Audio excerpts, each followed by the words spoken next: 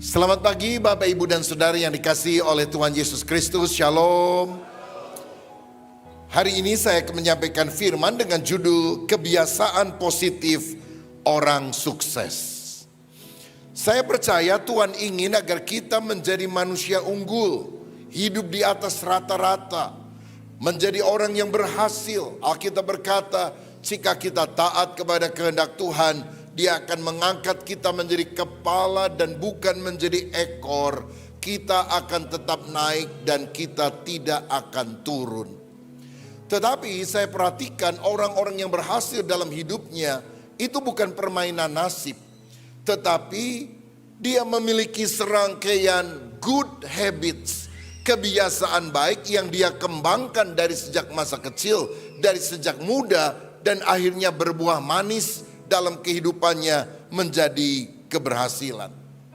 Saya sebutkan beberapa contoh daripada good habits dari orang-orang yang berhasil dalam kehidupan. Misalnya, yang pertama, dia mempunyai tujuan hidup dan membuat rencana. Tujuan hidup akan memberikan arah, memberikan visi ke depan. Ku tahu yang ku mau.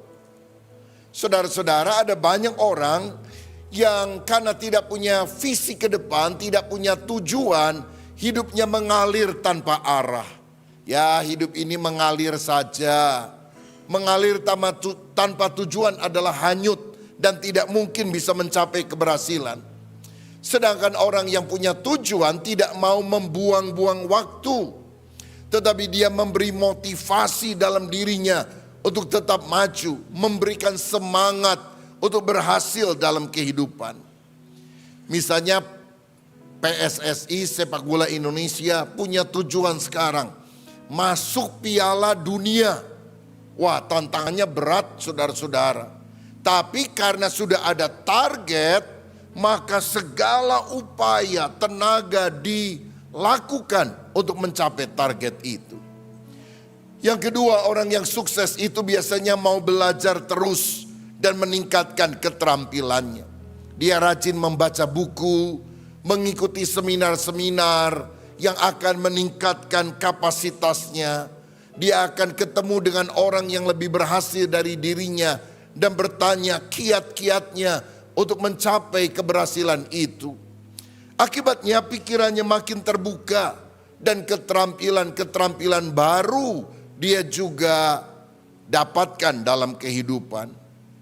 Yang ketiga, orang yang sukses itu punya kebiasaan memiliki ketekunan, rajin, bangun lebih pagi, tidur lebih malam, tidak bersantai-santai. Dan biasanya dia adalah orang yang berani memulai sesuatu dari yang kecil. Dan karena dia rajin, ulet, pantang menyerah, gigih, dia akhirnya menjadi orang yang sukses. Hidup ini mesti tahan banting. Gagal ya coba lagi, gagal lagi ya coba lagi, gagal lagi ya coba lagi. Lihat anak kecil, bayi. Kalau dia belajar jalan, berapa puluh kali dia harus jatuh. Tapi kalau dia tidak pernah jatuh, dia tidak mungkin mempelajari keterampilan untuk bisa berjalan dengan lancar. Hidup kita demikian. Kegagalan bukan akhir hidup. Kegagalan adalah sebuah peristiwa dan kita harus mencoba sampai berhasil. Presiden kita sekarang Pak Prabowo adalah contoh orang yang pantang menyerah. Maju tak gentar karena gentar tak maju. Harus tebal muka. Saudara-saudara, walaupun gagal berkali-kali dalam pertarungan politik untuk menjadi presiden. Berapa kali kalah dari Pak Jokowi, sekarang jadi presiden. Jadi mesti ada ketekunan dalam kehidupan kita. Keempat, orang yang sukses biasanya punya kebiasaan mengatur waktu dengan baik. Karena itu dia memiliki to-do list, jadwal kegiatan yang akan dikerjakan sepanjang hari itu. Dan orang yang sukses bukannya sibuk dengan berbagai macam kegiatan, tapi dia tahu mana prioritasnya. Dia mengesampingkan yang tidak terlalu penting agar dia mencapai tujuan utama. Ada ungkapan berkata, the main thing is to keep the main thing the main thing. Hal yang utama adalah mengutamakan hal yang utama sebagai hal yang harus diutamakan. Hal yang nomor satu adalah menomorsatukan hal nomor satu sebagai hal yang harus dinomorsatukan. Dan itu bicara soal prioritas.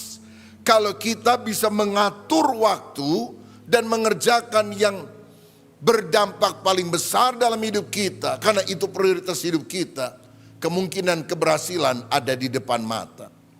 Yang kelima, orang yang berhasil bukan hanya bisa mengelola waktu, tapi dia juga bisa mengelola keuangan dengan baik. Saudara-saudara, dia bukan orang yang menghambur-hamburkan uang, suka foya-foya. Kalau ada uang, pokoknya apa yang membuat dia tergerak, dia belanja, dia beli, pada mungkin tidak terlalu berguna. Dia bukan jenis orang seperti itu. Dia berhemat, tetapi dia juga orang yang bisa memberi kepada orang yang membutuhkan dengan kasih. Biasanya kita harus mengelola di dalam 3 area pemberian ini, atau 3 area di mana kita harus bayar. Pertama, kalau saudara dapat berkat, bayar kepada Tuhan. Kembalikan persepuluhan, berikan persembahan, termasuk berkat yang saudara berikan kepada orang tua, kepada orang lain. Bayar kepada Tuhan. Kedua, bayar kepada diri. Kita bisa gaji karyawan, kita bisa gaji pembantu. Kenapa kita nggak bisa gaji diri kita sendiri? Bayar kepada diri bicara soal menabung, berinvestasi. Kalau persepuluhan 10%, maka minimal investasi, menabung, menyimpan untuk sesuatu yang dibutuhkan pada hari yang akan datang. Minimal 10-15% juga. Selebihnya, maka bayar kebutuhan hidup sehari-hari. Bayar biaya anak sekolah, biaya listrik, biaya transportasi, untuk makan dan sebagainya. Bayar kepada Tuhan, bayar kepada diri, bayar kebutuhan sehari-hari. Itulah orang yang pandai mengelola keuangan. Yang keenam, orang yang sukses saya perhatikan, dia adalah orang yang bisa membangun relasi secara positif. Saudara, dia punya banyak sahabat karena bagi dia persahabatan adalah harta yang sangat berharga. Mari kita punya moto, 1000 teman terlalu sedikit, 1 musuh terlalu banyak. 1 musuh bisa membuat saudara makan tidak nyenyak, makan tidak enak, tidur tidak nyenyak, saudara. Gelisah terus dalam kehidupan. Lagi makan gak bisa tidur, lagi tidur gak bisa makan. Tapi kalau kita nggak punya musuh, hatinya penuh dengan damai sejahtera, panjang umur, sukacita akan kita lebih dapatkan di hidup ini. Dan yang ketujuh, biasanya orang sukses itu merawat kesehatannya secara lengkap, baik fisik, mental, spiritual. Kesehatan fisik, setelah dia bangun pagi, dia berolahraga. Dia makan makanan yang sehat, yang akan bukan hanya mengenyangkan, tapi membuat dia bisa berusia lebih panjang dan punya kesehatan yang lebih baik. Dia juga menjaga kesehatan mental, tidak hidup dalam kepahitan, iri hati dan dendam kepada orang lain, tidak serakah, menghalalkan segala cara untuk mencapai tujuan. Tapi dia merasa cukup dengan berkat Tuhan. Bahkan bisa mengucap syukur di dalam segala keadaan. Siapakah orang yang kaya? Orang kaya adalah orang yang merasa cukup dengan berkat Tuhan dan bisa bersyukur atas kebaikannya. Kalau saudara punya uang, misalnya 100 miliar, tapi kalau engkau tidak mengucap syukur dan tidak merasa cukup, engkau adalah orang yang miskin. Tapi walaupun saudara mungkin di kantong atau di saldo saudara hanya ada uang cuma 1 juta misalnya. Tapi kalau kita tahu mengucap syukur dan merasa cukup dengan apa yang ada, selalu ada iman yang akan makin bertambah dalam kehidupan ini. Jaga kesehatan fisik, mental, dan juga secara spiritual dengan menjauhi segala godaan dan hidup takut akan Tuhan. Saya percaya kalau kita memiliki good habit semacam ini, keberhasilan akan menjadi milik kita. Tetapi kalau kita melihat di dalam Alkitab, Kesuksesan sejati itu bukanlah memiliki kekayaan yang banyak, jabatan yang tinggi, popularitas. Sebab ketika kita melakukan hal-hal yang 7M yang tadi saya sebutkan, bisa saja orang non-Kristen juga melakukan hal itu dan berhasil. Tetapi saya percaya keberhasilan sejati adalah kehidupan yang berkenan kepada Tuhan dan berdampak positif bagi sesama. Punya impactful living, hidup yang berdampak, karena good habits kita itu adalah sesuatu yang memuliakan Tuhan dan jadi berkat bagi orang lain. Salah satu tokoh Alkitab yang punya kebiasaan baik sehingga dia menjadi orang yang berhasil adalah Daniel. Daniel adalah pejabat tinggi di masa 4 raja yang berbeda. Nebukadnezar, Belsasar, Darius, dan Kores atau Koresi. Apa rahasianya? Nah ini petunjuk firman supaya kita bisa menjadi orang yang berhasil di hadapan Tuhan dan manusia. Dikatakan dalam Daniel 6 ayat 1-6, Darius orang Media menerima pemerintahan ketika ia berumur 62 tahun. Lalu berkenanlah Darius mengangkat 120 wakil-wakil raja atas kerajaannya. Mereka akan ditempatkan di seluruh kerajaan. Membawahi mereka diangkat pula 3 pejabat tinggi, dan Daniel adalah salah satu dari ketiga orang itu. Kepada merekalah para wakil-wakil raja harus memberi pertanggungan jawab supaya raja jangan dirugikan. Ayat 4 kita baca bersama. Maka Daniel ini melebihi para pejabat tinggi dan para wakil raja itu karena ia mempunyai roh yang luar biasa. Dan raja bermaksud untuk menempatkannya atas seluruh kerajaan. Ayat 5. Kemudian para pejabat tinggi dan wakil raja itu mencari alasan dakwaan terhadap Daniel dalam hal pemerintahan. Tetapi mereka tidak mendapat alasan apapun atau sesuatu kesalahan. Sebab ia setia dan tidak ada didapati sesuatu kelalaian atau sesuatu kesalahan padanya. Maka berkatalah orang-orang itu, kita tidak akan mendapat suatu alasan dakwaan terhadap Daniel ini kecuali dalam hal ibadahnya kepada Allahnya. Daniel punya spirit of excellence, roh yang luar biasa. 4 raja bisa berganti-ganti, menterinya tetap Daniel. Ini luar biasa. Biasanya rajanya tetap, menteri ganti-ganti. Ini menterinya, ini rajanya berganti-ganti, menterinya tetap. Karena apa? Daniel adalah orang yang sukses sejati di hadapan Allah dan manusia. Kebiasaan apa yang dia bangun dari sejak dia belum apa-apa, from zero to hero. Ada 3 hal yang saya lihat dari pembacaan Alkitab ini. Pertama, dia adalah orang yang mengutamakan perkara rohani. Dia sungguh-sungguh bukan hanya memikirkan perkara duniawi yang fana, sementara, tapi perkara ilahi yang kekal. Dan ini nampak dalam ketekunan ibadahnya. Kalau saya baca ayat 11 dari Daniel 6 dikatakan, demi didengar Daniel bahwa surat perintah itu telah dibuat, pergilah ia ke rumahnya. Dalam kamar atasnya ada tingkap-tingkap yang terbuka ke arah Yerusalem. 3 kali sehari ia berlutut berdoa serta memuji Allahnya seperti yang biasa dilakukannya. Saudara-saudara, walaupun ada ancaman yang gak menyembah Raja Darius sebagai Allah akan dimasukkan dalam goa singa, habitsnya tetap dia lakukan. Dia tetap berdoa 3 kali sehari, pagi, siang, sore. Doa, kiblatnya Yerusalem, saudara-saudara. Jadi soal kiblat, yang pertama itu, kota yang menjadi kiblat doa adalah Yerusalem sebetulnya. Dan dia melakukan itu karena memang dari sejak masa kecilnya, dia belajar takut akan Tuhan. Saudara-saudara, kalau kita mau berhasil, jangan mengabaikan ibadah. Alkitab berkata, jangan menjauhkan diri dari pertemuan ibadah seperti yang dibiasakan beberapa orang, Tapi marilah kita makin giat melakukannya menjelang hari Tuhan yang mendekat. Ibrani 10 ayat 25. Kalau ke gereja jangan suka bolos. Apapun yang terjadi, ibadah jalan terus.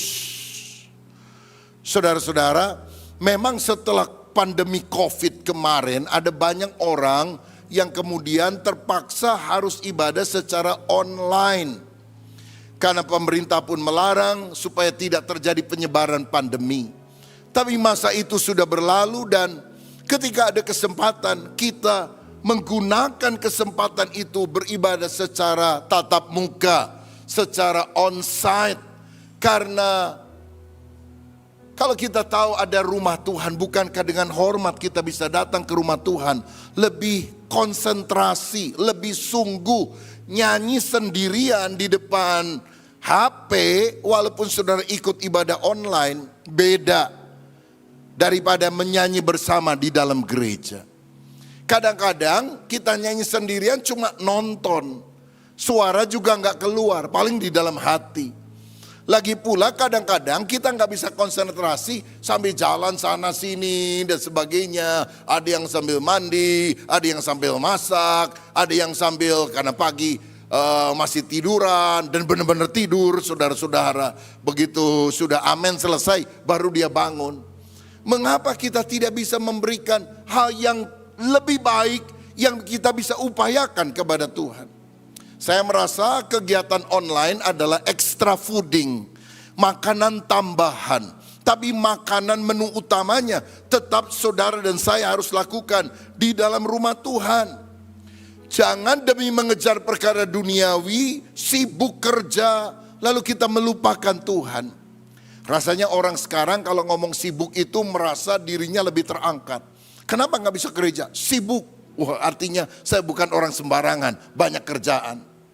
Saudara-saudara, ingatlah hidup ini adalah anugerah Tuhan.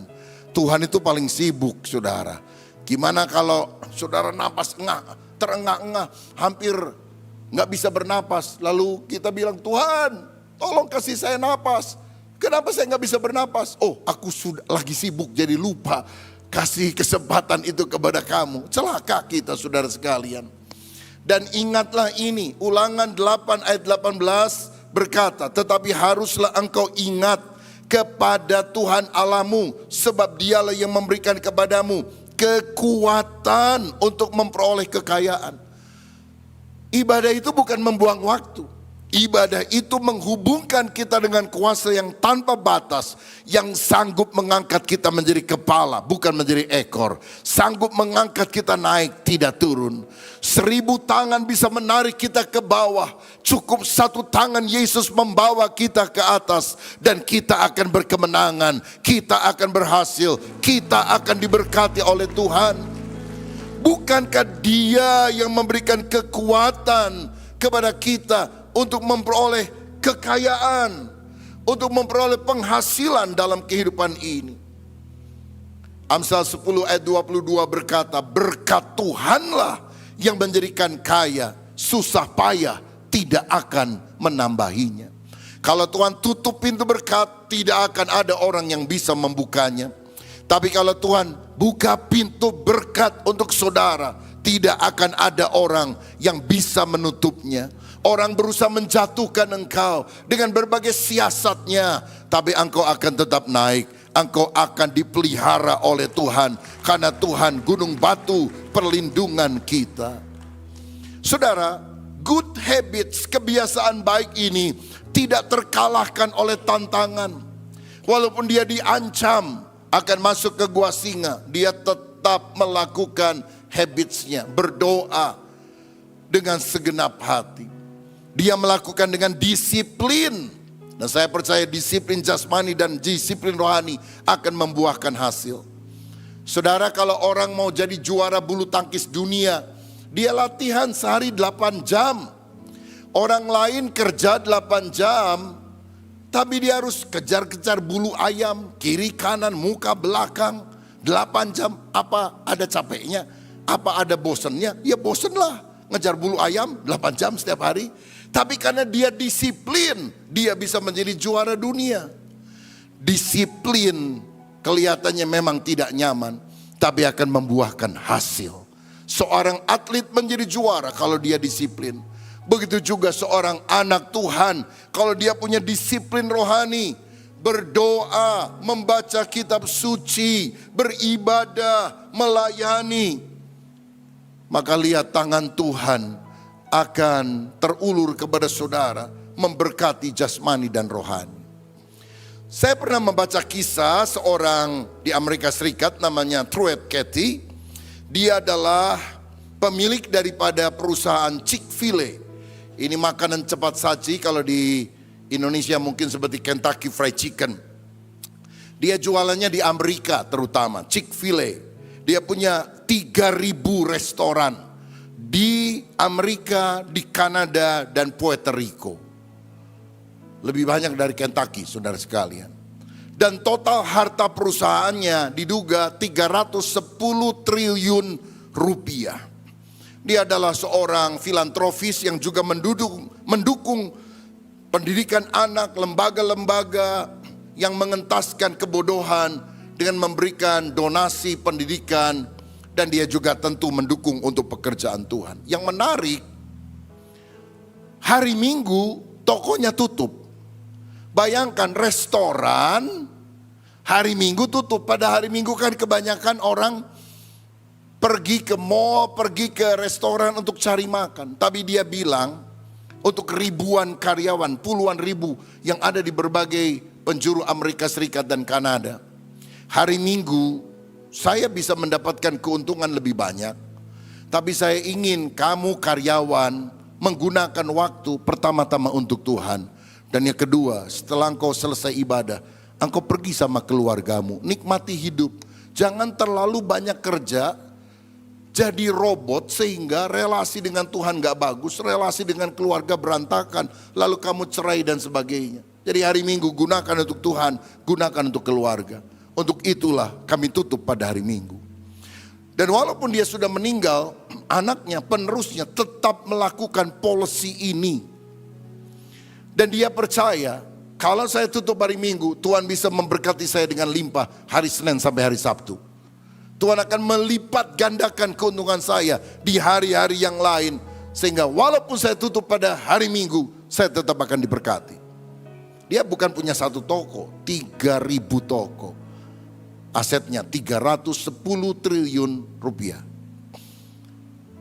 Matius 6 ayat 33, carilah dahulu kerajaan Allah dan kebenarannya. Semua yang lain akan ditambahkan kepadamu.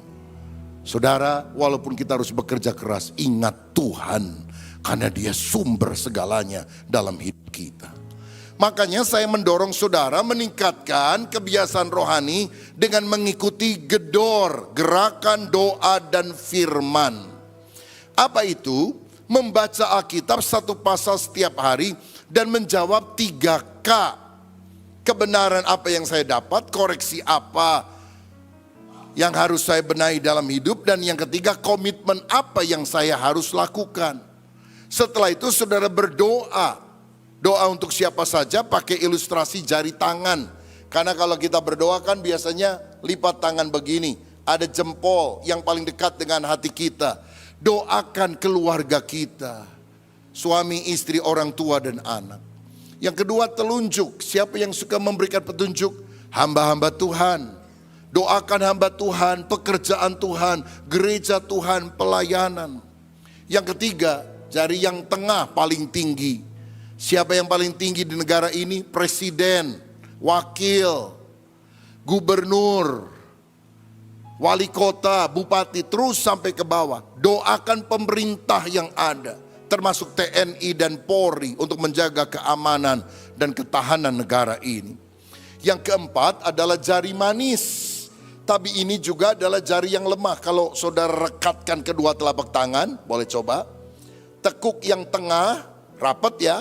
Jempol bisa dibuka, telunjuk bisa dibuka, kelingking bisa dibuka. Coba angkat jari manis. Bisa terangkat? Susah kan? Nggak bisa. Kita diingatkan ada orang yang lemah. Lemah fisiknya, sakit-sakitan, lemah imannya, undur dari Tuhan. Kita doakan supaya mereka dijamah oleh Tuhan. Dan yang terakhir kelingking, doa untuk pribadi kita, kebutuhan-kebutuhan pribadi. Jadi 4 itu doa syafaat untuk orang lain, 1 yang terkecil doa untuk diri pribadi. Kalau saudara mengikuti hal ini, pertumbuhan rohani kita akan terjadi lebih baik. Saudara, di apps GBI Battle, saudara bisa download, maka tiap hari ada petunjuk Alkitab yang dibaca, ayatnya apa, lalu isian untuk kebenaran, koreksi, dan komitmen yang kita bisa lakukan, dan arahan doa yang ada. Lakukan ini saudara-saudara, supaya lebih banyak orang mengalami relasi yang lebih baik dengan Tuhan.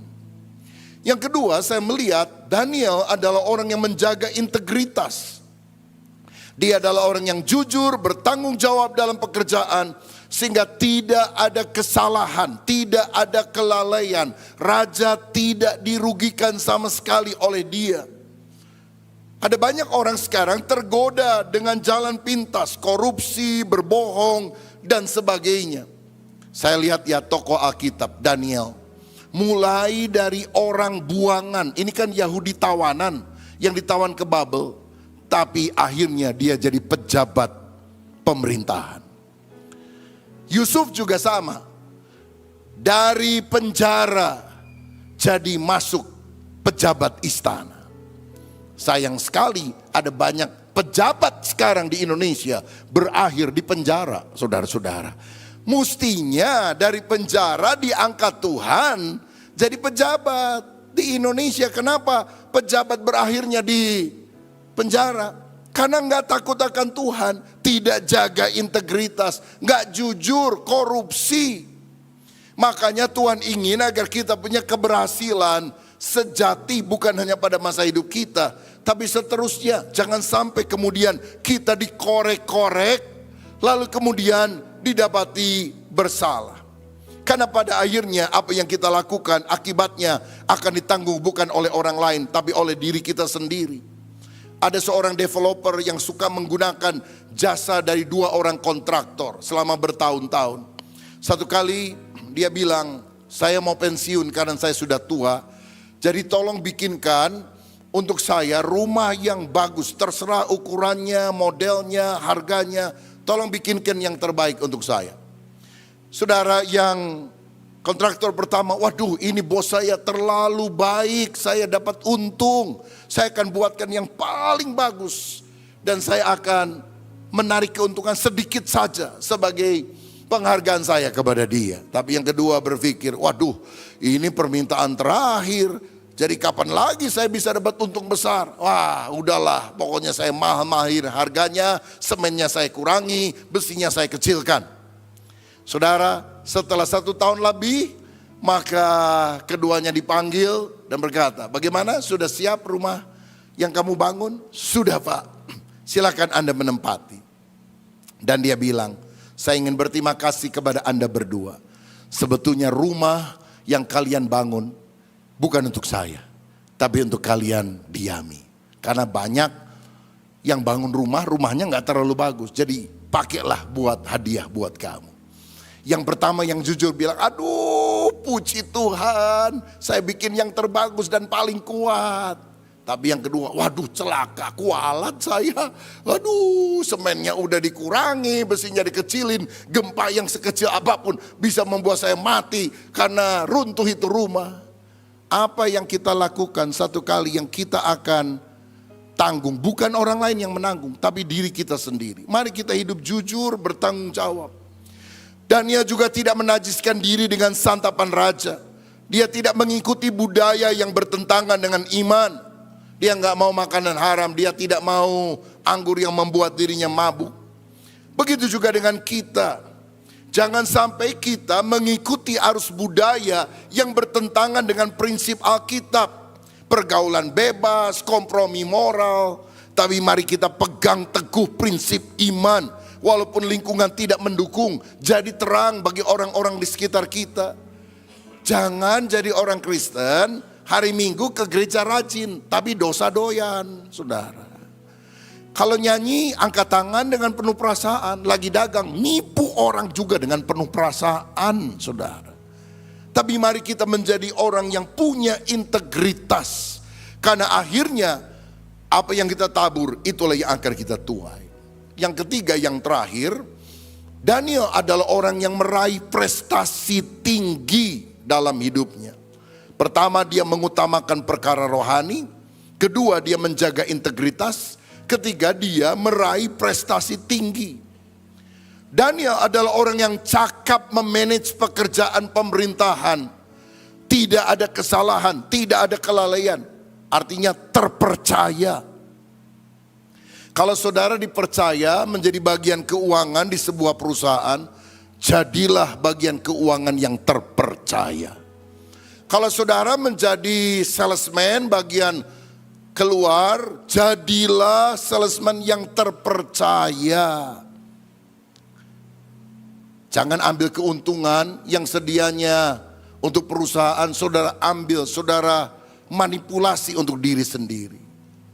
Jadilah orang yang bisa dipercaya dan punya kecakapan, skillful. Amsal 22 ayat 9. Pernahkah engkau melihat orang yang cakap dalam pekerjaannya? Di hadapan raja-raja ia akan berdiri, bukan di hadapan orang-orang hina. Ada orang Kristen ngelamar pekerjaan. Kamu bisanya apa? Bahasa Inggris lancar? Enggak bisa, Pak. Bahasa Mandarin? Aduh, wow pucetau. Jadi apa yang kamu bisa? Komputer? Aduh, kurang biasa, Pak. Jadi apa yang kamu bisa? Doa, Pak, katanya. Saudara-saudara, berdoa penting. Tapi ketika engkau bekerja, engkau harus melengkapi diri dengan skill, dengan kecakapan. Dan Alkitab bilang orang cakap, dia nggak akan berdiri di hadapan orang hina. Dia akan berdiri di hadapan para raja. Karena itu kembangkan kecakapan kita. Berikutnya, Daniel adalah orang yang bisa menafsirkan mimpi. Mimpi Nebukadnezar, tanda tulisan di tembok yang dilihat oleh Belsasar, penerus daripada Nebukadnezar. Mene, tekel, ofarsin. Tidak ada yang bisa baca, tidak ada yang bisa mengartikan kecuali Daniel. Berarti dia bisa melihat apa yang akan terjadi di masa yang akan datang. Daniel juga dikatakan berhikmat sehingga dia menjadi penasehat, konselor dari para raja. Nebukadnezar, Belsasar, Darius, Koresi. Dikatakan Daniel 1 ayat 20. Dan dalam tiap-tiap hal yang memerlukan kebijaksanaan dan pengertian, yang ditanyakan raja kepada mereka, didapatinya bahwa mereka berapa? 10 kali lebih cerdas daripada semua orang berilmu dan semua ahli jampi di seluruh kerajaannya. Dia punya wisdom dari Tuhan. Kepintaran bisa kita peroleh di bangku sekolah. Hikmat hanya ada dalam takut akan Tuhan. Permulaan hikmat adalah takut akan Allah. Waktu kita doa, Tuhan memberikan pewahyuan, hikmat. Ada jalan keluar, tiba-tiba ting, ting, ting. Aha, sesuatu yang gak pernah kita pikirkan, yang butek, mumet, tiba-tiba Tuhan ilhamkan kepada kita. Sehingga akibatnya, apapun masalah yang dihadapi oleh raja, Daniel menjadi problem solver dan bukan troublemaker. Saya berdoa kita anak-anak Tuhan selalu jadi problem solver, penyelesai masalah di lingkungan kita. Satu kali ada sebuah perusahaan sabun batangan yang mengalami masalah, dilaporkan ke big bossnya. Karena apa? Waktu mereka jual di pasaran, sudah dikotakin ya sabun batangannya, satu kotak satu sabun dan sebagainya. Pada waktu dijual ada kotak yang kosong, saudara. Dan kotak kosong ini acak. Kadang-kadang di dalam ratusan ada 2. Dalam tempat yang lain ada 3. Jadi nggak tahu mana yang isi, mana yang kosong. Dia rapat dengan para manajer pemasaran, manajer produksi dan sebagainya, bagian gudang. Dan dia tanya, masalahnya apa? Manajer berkata, alat kita sudah terlalu tua, Pak, jadi harus diganti. Berapa biaya beli alat baru? Kalau buatan Jerman 3 miliar, itu yang bagus. Ada yang lebih murah? Ada, buatan Cungkwo 1 miliar. Tapi nggak tahu kekuatannya gimana. Aduh, jualan sabun batangan, miliar-miliar. Waduh, kapan untungnya? Tiba-tiba masuklah office boy. membawa minuman ringan untuk disuguhkan kepada para peserta rapat. Dia bukan peserta rapat, cuma bagian kebersihan aja dan kasih minuman. Dan ketika dia mendengar pembicaraan itu, dia kasih minuman ke bosnya. Dia bilang, bos minta maaf, bukan sok pinter. Nggak perlu miliar-miliar, kasih saya 200.000 beres persoalan. Mendengar itu marah seluruh manajer, kurang ajar. Nggak diajak rapat, sok pinter lagi. Tapi bosnya mikir, 200.000, apa yang kamu akan lakukan dengan 200.000?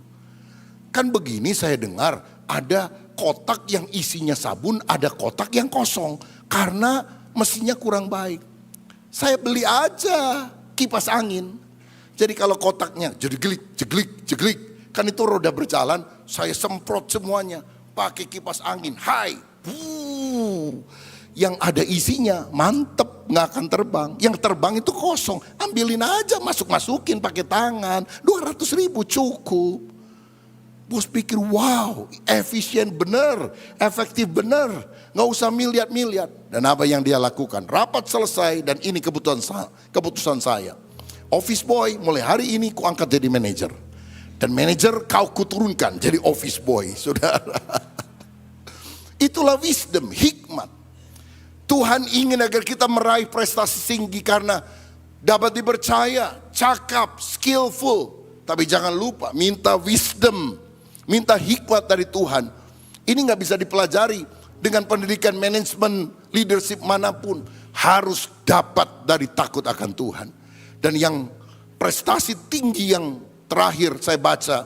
Daniel adalah orang yang menyebabkan Raja Darius bahkan seluruh negeri menjadi takut akan Tuhan. Karena waktu dia dilempar ke gua singa dia gak mati. Ditolong oleh malaikat Tuhan.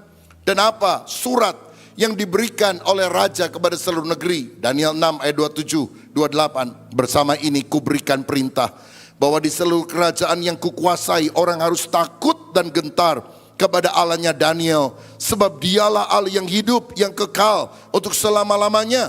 Pemerintahnya tidak akan binasa, kekuasaannya tidak akan berakhir. Dia melepaskan dan menolong dan mengadakan tanda dan mujizat di langit dan di bumi. Dia yang telah melepaskan Daniel dari cengkraman singa-singa. Sampai raja kafir tulis surat. Mulai hari ini semua harus takut kepada Allahnya Daniel. Gak ada yang bisa melepaskan dari gua singa kecuali Allahnya Daniel. Sampai raja mengakui kedaulatan, kehebatan Tuhan. Sukses bukan sekedar rumah saudara lebih bagus, mobil saudara lebih bagus, saldo uangmu di deposito, di bank lebih banyak. Tapi yang kau bisa membawa orang-orang untuk takut akan Tuhan. Untuk percaya kepada Yesus. Bawa keluargamu, bawa teman-temanmu. Melalui keteladanan hidup saudara. Melalui prestasi yang engkau capai. Supaya mereka mengenal Tuhan. Kok kamu berhasil terus nih? Kelihatannya gampang jalan hidupmu, kenapa? Saya orang biasa. Tapi saya baca firman, saya beribadah. Dan saya tahu semuanya adalah anugerah. Kalau kamu mau percaya kepada Yesus, kamu juga akan diberkati. Bukan cuma di dunia ini, sampai kekal masuk sorga. Tuhan akan berkati engkau. Dan ketika orang datang kepada Yesus, itulah kesuksesan sejati. Siapa yang rindu diberkati oleh Tuhan, menjadi orang yang berhasil seperti Allah memberkati Daniel, Tuhan juga akan memberkati hidup saudara yang mengandalkan Dia. Amin, saudara.